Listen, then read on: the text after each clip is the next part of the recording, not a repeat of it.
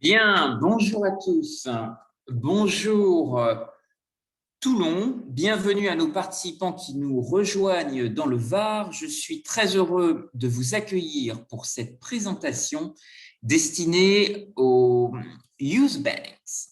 J'espère que chacun a pu trouver le moyen de se connecter ici à Toulon.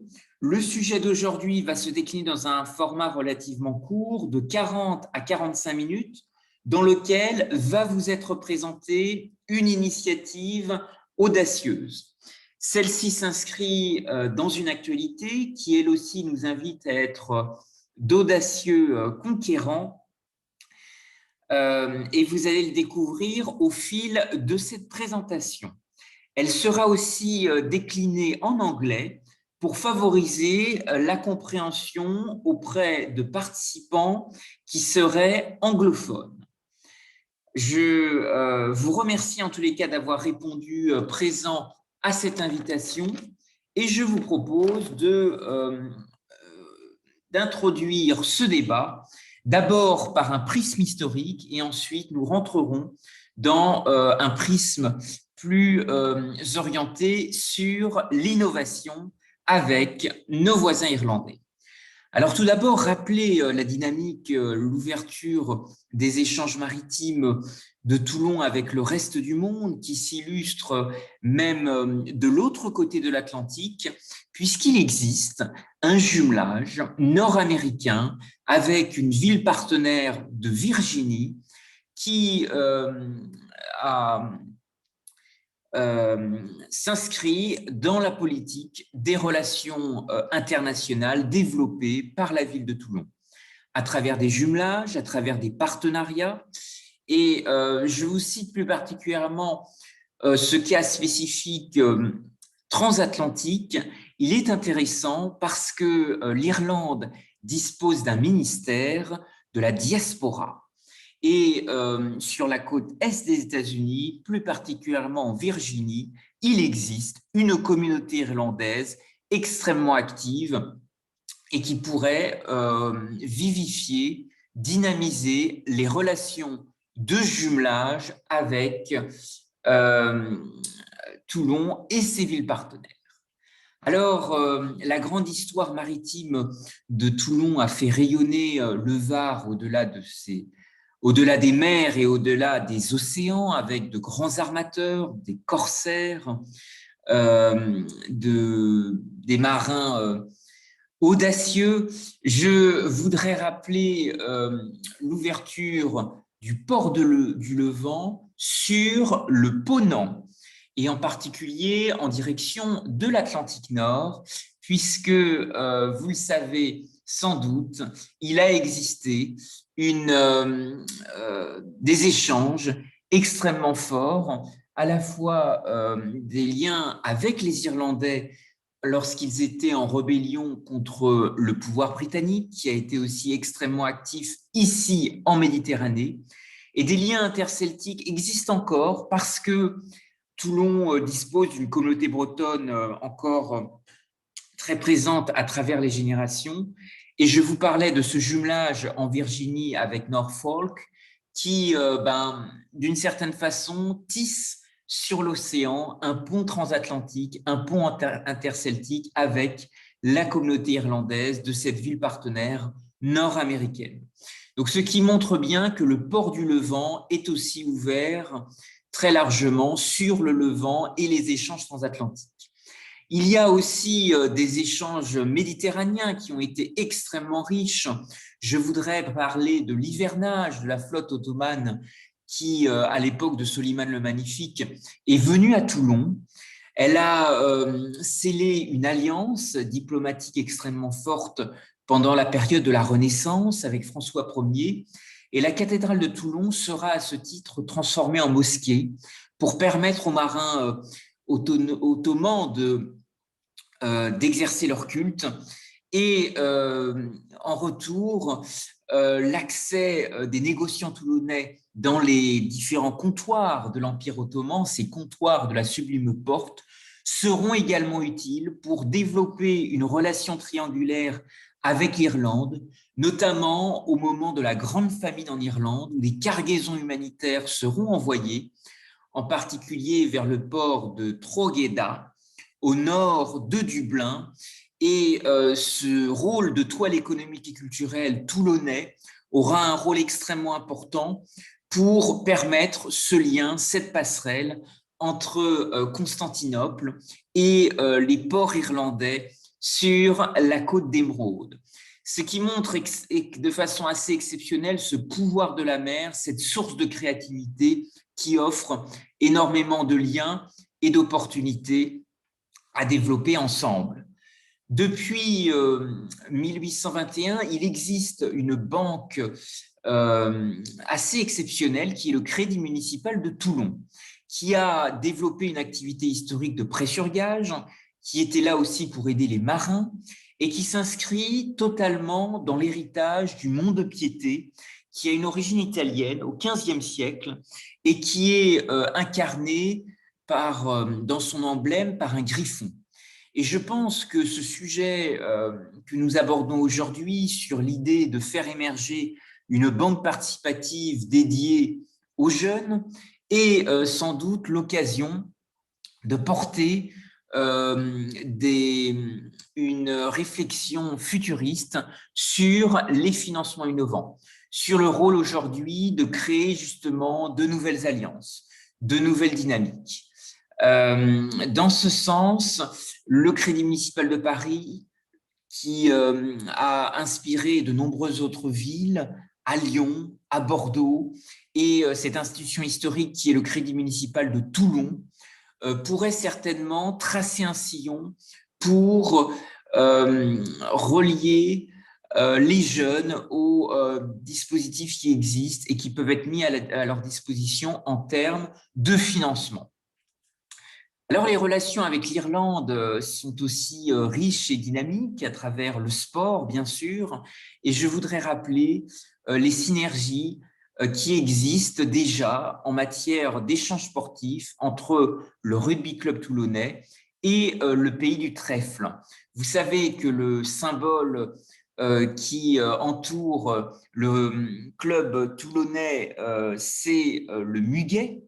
Grâce notamment à un grand comédien que vous connaissez sans doute, qui est Mayol.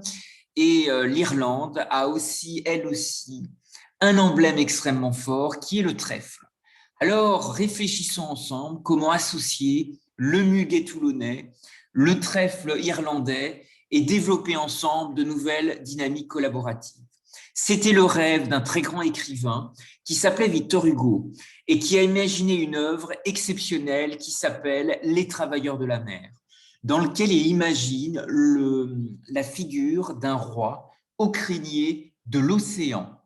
Et ce roi a eu un rôle utopiste extrêmement intéressant, puisqu'il a voulu matérialiser le rôle du coquillage, dont la mer est l'inépuisable coffre-fort.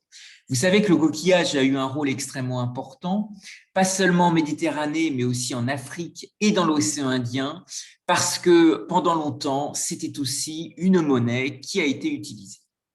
Alors, je voudrais aussi vous rappeler que sur les liens intéressants et développés avec l'Irlande, il y a eu des exploitants qui ont voulu tenter leur chance, des ostréiculteurs, et qui se sont associés avec des courtiers en coquillage.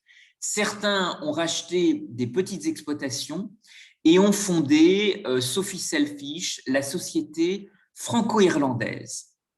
C'est un élément extrêmement important qui a pu stimuler et encourager des échanges extrêmement dynamiques, comme le port du Levant pourrait être capable d'en développer aujourd'hui avec le Levant et avec le Ponant.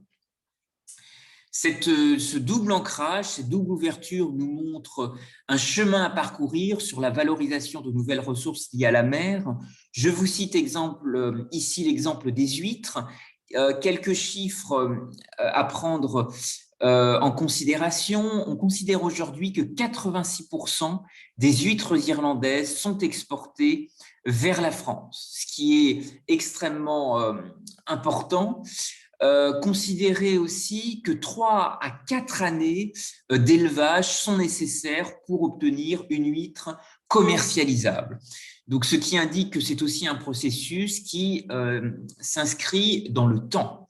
L'Union européenne a aussi largement soutenu, subventionné cette activité, mais l'ostréiculture ne s'invente pas. Les naissins arrivent par camion, par bateau, depuis les écloseries et vont subir une étape d'incubation, de maturation dans les eaux irlandaises. Ce qui explique ce jeu de va-et-vient entre des terroirs. C'est quelque chose qui peut certainement inspirer les filières de l'économie bleue varoise, les acteurs de l'économie circulaire. Je voudrais rappeler dans ce sens que l'acier a été aussi un axe industriel extrêmement fort dans le cabotage, les échanges avec l'Atlantique Nord, avec ce charbon irlandais, ce charbon gallois qui était lui aussi exporté et qui a créé des dynamiques collaboratives extrêmement fortes avec des bassins industriels. Je voudrais citer sur l'arc atlantique La Rochelle, mais aussi le port de Nantes-Saint-Nazaire. Et il y a eu aussi en Méditerranée des axes extrêmement forts pour alimenter les besoins industriels en acier, y compris en Afrique du Nord, et je pense notamment à la Tunisie. Ce qui montre que ces échanges commerciaux avec l'Irlande et le Pays de Galles sont extrêmement riches, sont extrêmement diversifiés, et ils représentent une opportunité pour le monde maritime. Alors, regardons aussi ensemble comment des périodes de crise ont été aussi extrêmement stimulantes pour créer des liens. Je voudrais rappeler l'importance de la Free French Banking, qui a été aussi un élément extrêmement fort. À ce titre, voudrais vous rappeler les liens extrêmement riches qui ont pu se développer lors de la constitution d'une banque de la France libre, qui a été un jalon extrêmement fort de relations avec les Britanniques, mais aussi avec des réseaux irlandais. Ce qui explique que la résistance aura aussi des liens indirects avec la constitution de cette Free French Banking qui permettra notamment de financer les avances de guerre de la Grande-Bretagne.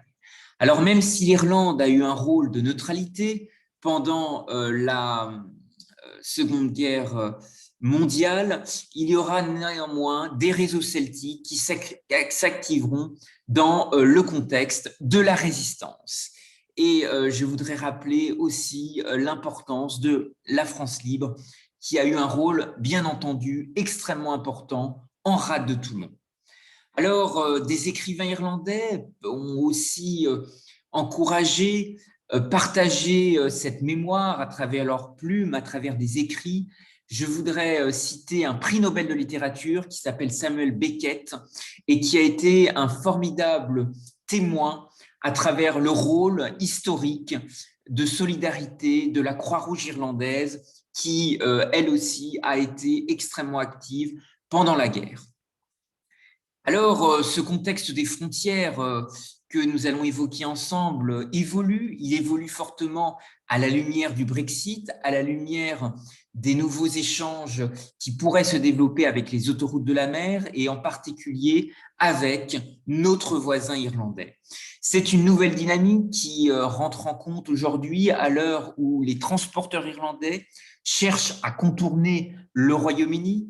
En Méditerranée, bien entendu, Gibraltar a fait partie de négociations extrêmement importantes avec l'Espagne, mais je voudrais rappeler que les ports méditerranéens ont été aussi des leviers extrêmement précurseurs dans la mondialisation maritime, dans les échanges. Et l'un des ports pionniers, bien entendu, c'est Venise. Venise qui a entrepris un développement exponentiel de son arsenal et qui a notamment mis en place un système d'échange et de participation dans des galères qui étaient divisées en carats et mises aux enchères.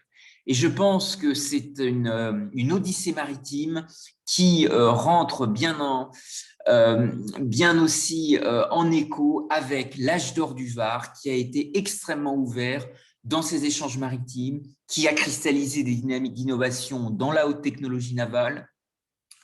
Et ce port du Levant a été, bien entendu, un port extrêmement en avance dans le commerce, avec différents comptoirs de la Méditerranée, mais aussi du Proche-Orient. C'est à ce titre que je voudrais rappeler un élan de solidarité qui a existé entre les docks irlandais et les comptoirs de la Sublime Porte, dont le port du Levant, ici à Toulon, a servi de facilitateur, d'intermédiaire. Des cargaisons humanitaires, je vous l'indiquais, ont été envoyées par le sultan à destination des Irlandais lors de l'épisode de la Grande Famine. Et des négociants toulonnais étaient extrêmement bien impliqués dans ce rôle de comptoir. Ce qui illustre aujourd'hui le formidable élan qu'il est possible de trouver pour partager de la prise de risque et de l'inclusion financière.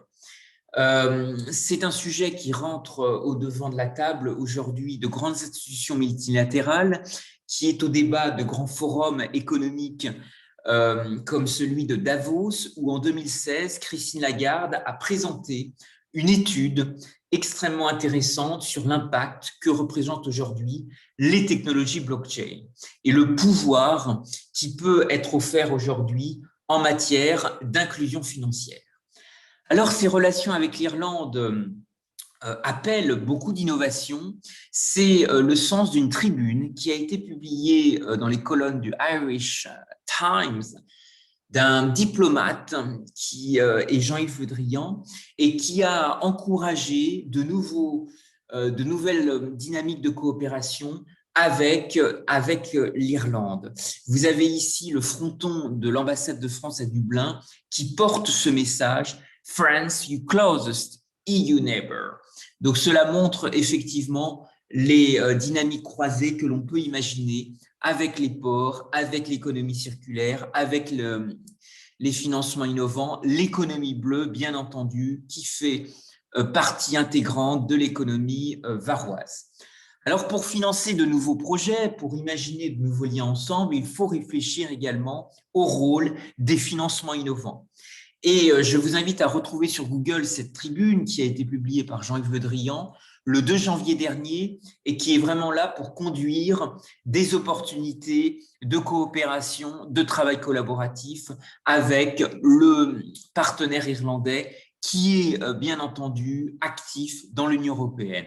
Je vous parlais aussi de ce rôle de port du Levant. J'ai préparé en fait cette conférence en voulant apporter le vécu d'un expatrié et en particulier de rencontres que j'ai pu avoir avec la diaspora irlandaise au Moyen et en Extrême-Orient. Vous savez que la communauté irlandaise est présente jusqu'en Australie et je pense que ça illustre l'ensemble des opportunités qu'on peut développer ensemble avec des communautés maritimes, avec des diasporas maritimes qui étaient actives dans des ports. Alors, pour bien comprendre la philosophie irlandaise des Youth Bank, il faut partir du postulat anglo-saxon que l'argent est là pour créer et investir et que c'est une forme d'énergie universelle dans les affaires qui permet de faire bouger les choses et les transformer les visions en réalité. Pour transformer ces visions en réalité, eh bien, regardons ensemble qu'est-ce qu'une Youth Bank. Est-ce un petit coin d'Irlande à Toulon? Même si, je vous le rappelais, il existe déjà des traces celtiques qui sont extrêmement fortes et qui s'incarnent aujourd'hui à travers la communauté bretonne de Toulon. Alors, rentrons ensemble dans le sujet et regardons ensemble quels sont les liens qui ont pu se développer. Je vous recommande également une petite vidéo qui est accessible sur YouTube et qui vous permettra de découvrir comment s'articulent les Youth Bank, quels sont ces groupes, ces collectifs de jeunes qui animent ce dispositif de banque participative sur le sol irlandais. Vous avez le lien ici sur YouTube. Je transmettrai les planches de cette conférence à l'ensemble des participants et vous pourrez bien entendu découvrir les différentes facettes de ce dispositif. Ce lien YouTube vous sera mis également à disposition. Je vous propose de rappeler la genèse des Youth Bank et d'expliquer un peu le point de départ. L'idée est née dans l'île d'Émeraude, en Irlande, dans les années 90, où 5 organisations en charge de l'expression citoyenne des jeunes vont s'unir et vont collecter des fonds à hauteur d'1 million de livres. Ces projets, ces fonds vont permettre notamment de financer des projets portés par des jeunes et pour des jeunes. Et les Youth Bank vont naître à ce moment-là en permettant justement à des jeunes âgés entre 20 et 25 ans de se connecter, de porter des projets ensemble, de définir des doctrines d'investissement et de susciter de nouveaux itinéraires de création de valeur. Ce qui est un élément extrêmement important qui s'inscrit complètement dans le sillage des jeunes chambres économiques, qui est de se former par l'action et de mener des actions en particulier citoyennes, bénéfiques pour tous. Ce qui a montré l'utilité du dispositif dans un contexte où il fallait faire en sorte que les facteurs de guerre prévalent, que les facteurs de paix prévalent sur des facteurs de guerre. Et ce dispositif de Youth Bank a été extrêmement utile pour faire germer une saga de marchands de paix et de prospérité. Cela a été un outil de diplomatie, un outil en faveur de la paix et du dialogue entre les communautés, puisque les Youth Bank ont aussi apporté une contribution extrêmement positive pour réconcilier des catholiques et des protestants en mobilisant des acteurs jeunesse. Et donc, c'est une contribution extrêmement intéressante qui nous montre comment il est possible de créer du dialogue entre les générations et entre les communautés. Alors, comment qualifier finalement les Youth Bank et quelle forme pourrait-elle avoir sous une expérimentation, pourquoi pas, sur le sol toulonnais, ici dans le Var? Les Youth Bank sont une structure de financement participatif dédiée à des jeunes porteurs de talents, porteurs de projets innovants. Il ne s'agit pas de doublonner les dispositifs déjà existants, qui existent avec des intercommunalités, qui existent avec la métropole, des structures de business angel, des acteurs technopolitains, des structures d'appui à l'innovation, des associations, des fondations, ou même d'autres structures qui vont être là pour apporter de la philanthropie sur le territoire. Je pense au Lions Club ou au Rotary Club. Il s'agit vraiment de créer une structure, concevoir une structure gérée par des jeunes et leur offrir une expérience entrepreneuriale et développer chez eux le goût du risque dans une approche qui permette de flécher des financements, flécher des dispositifs publics d'appui, mais aussi privés, à la prise de risque et à l'entrepreneuriat. Sans doublonner les dispositifs déjà existants, il s'agit aussi d'une dynamique d'innovation conduite en partenariat avec des acteurs territoriaux, mais aussi à un niveau européen. 5 missions principales structurent les Youth Bank. La principale, vous l'avez bien compris, c'est la mise en relation de jeunes talents porteurs de projets innovants avec des investisseurs locaux. Lorsque certaines Youth Banks sont un peu plus solides dans leur structure, elles peuvent aussi proposer une participation financière dont les critères seront définis par une commission d'attribution, commission collégiale qui définira les critères d'attribution des fonds, dans lequel seront réunis des acteurs jeunesse.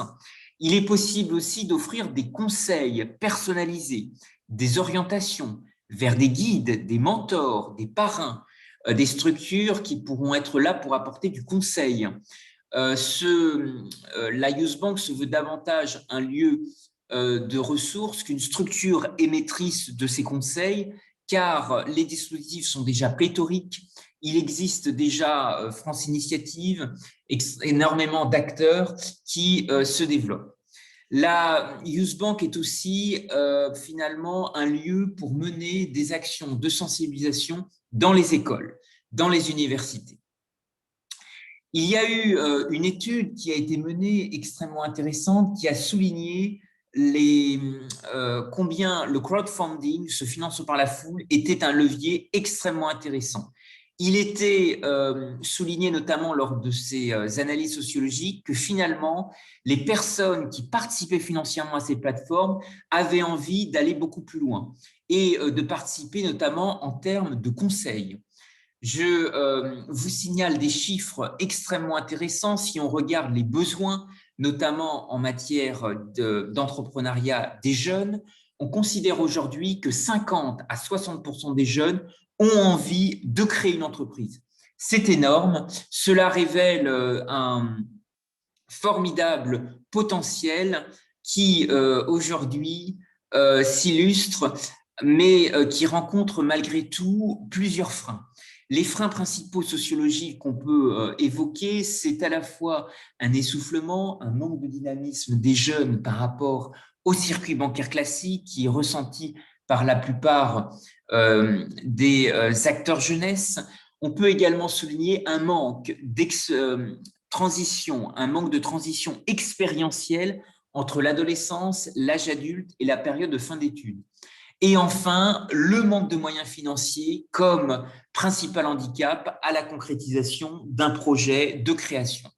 Néanmoins, dans le Var, il existe un potentiel exceptionnel pour développer l'entrepreneuriat, pour se reconvertir, à la fois dans le contexte que nous connaissons aujourd'hui, avec la révolution numérique, le phénomène des startups qui lui aussi est extrêmement actif dans l'économie bleue, et on le voit avec la technopole de Toulon.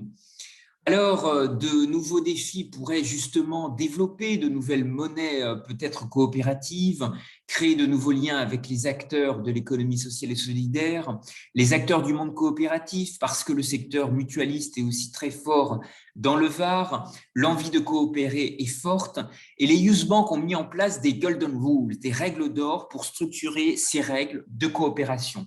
Elle serait peut-être un peu longue à être développée, à être encouragée, mais je voudrais en tous les cas vous rappeler les principales, vous dire que l'une des règles d'or, l'une des golden rules, c'est que véritablement les youth banks soient gérés par des jeunes et pour des jeunes. Et donc, c'est fondamental de fédérer à l'échelle d'une même école, d'une même ville ou d'un même territoire, des jeunes qui sont désireux de partager ensemble un même objectif. Néanmoins, des coachs, des tuteurs, des entrepreneurs chevronnés pourront venir en appui pour les appuyer et les aider dans leur démarche, sans toutefois les influencer, ce qui rend l'exercice extrêmement difficile. Les missions à retenir pour constituer l'architecture d'une Youth Bank sont présentées dans un ouvrage que je mettrai à disposition à l'ensemble des participants de cette conférence.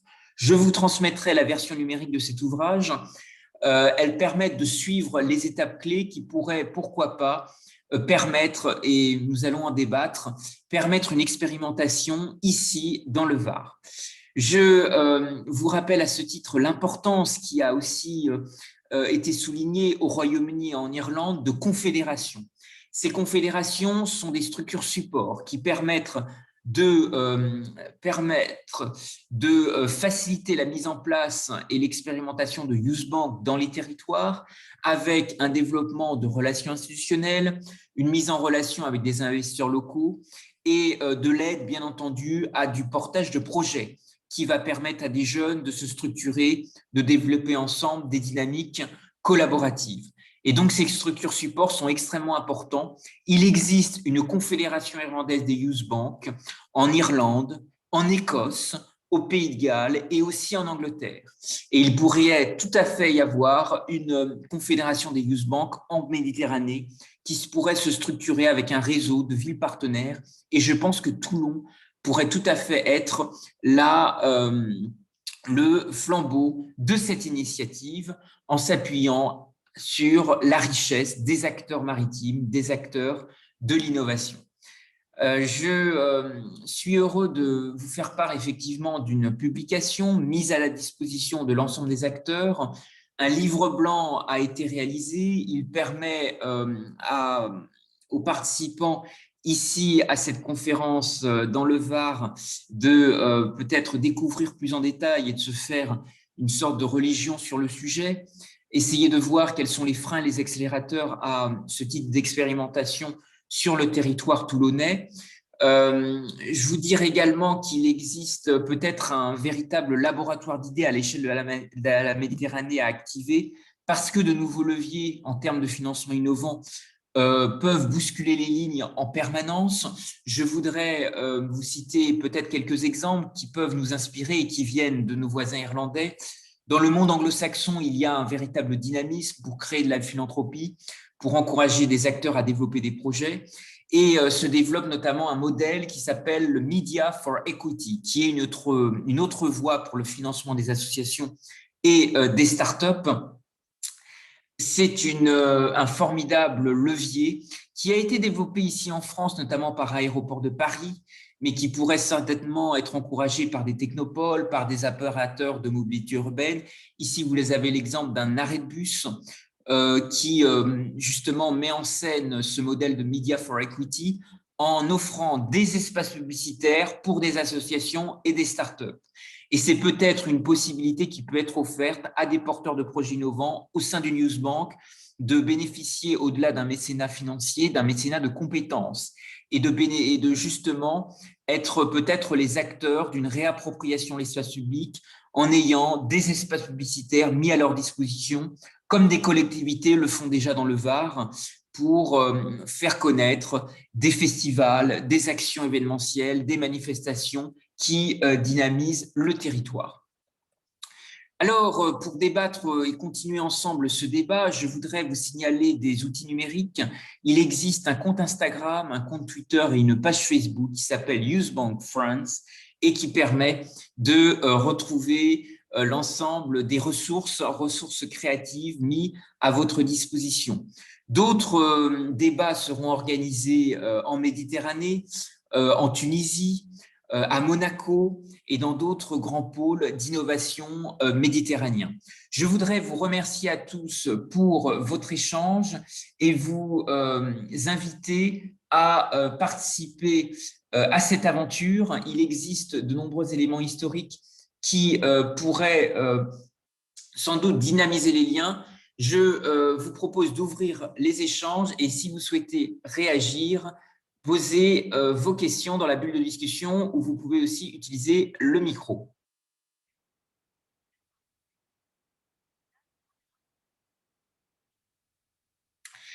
Voilà, je vous propose de réagir. N'hésitez pas à écrire vos questions si vous avez des impressions, des réactions. Si vous avez vu aussi lors de vos différents voyages ou de vos différents déplacements des initiatives similaires ou des expérimentations qui ont pu être menées, je reste à votre disposition pour vous transmettre l'ensemble des ressources et je vous remercie.